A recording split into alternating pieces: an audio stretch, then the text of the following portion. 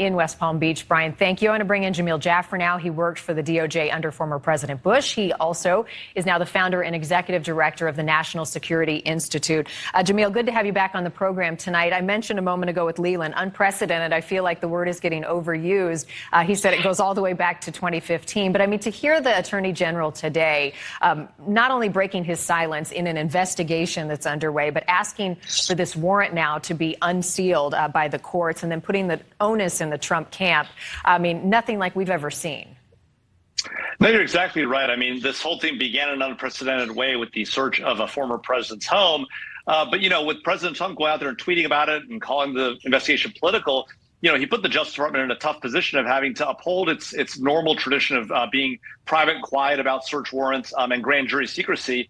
And, you know, called them out. And Merrick Garland has sort of thrown the gauntlet down and said, OK, you want it public? Let's do it. And so now, you know, the judge, as a general matter, if the Justice Department is willing to have it unsealed, unless the Trump team has good arguments, is likely to unseal it. And we're going to know what the basis for the warrant was, not the affidavit, not all the details, but the basic concept, the statutes they were looking at, Presidential Records Act, Federal Records Act, maybe some, laws and procedures related to classified information. And then we're also going to know, what did they take away? One thing to look for, Marnie, did they take away any boxes or materials that had top secret or classified markings on them? If they did, that might be a telegraph point that the president still had classified materials down there at Mar-a-Lago.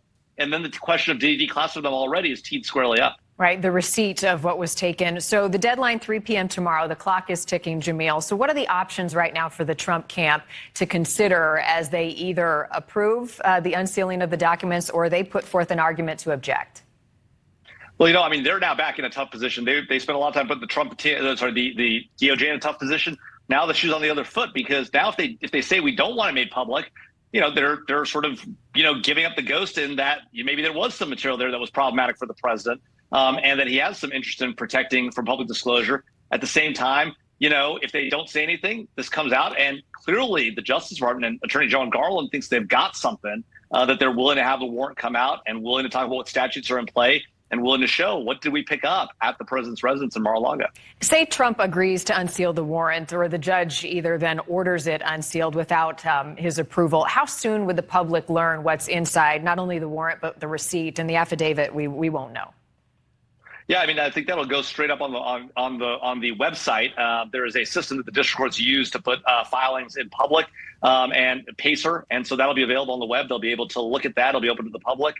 So right away, essentially, Marnie, and obviously all the reporters will put it out there as soon as they have access to it.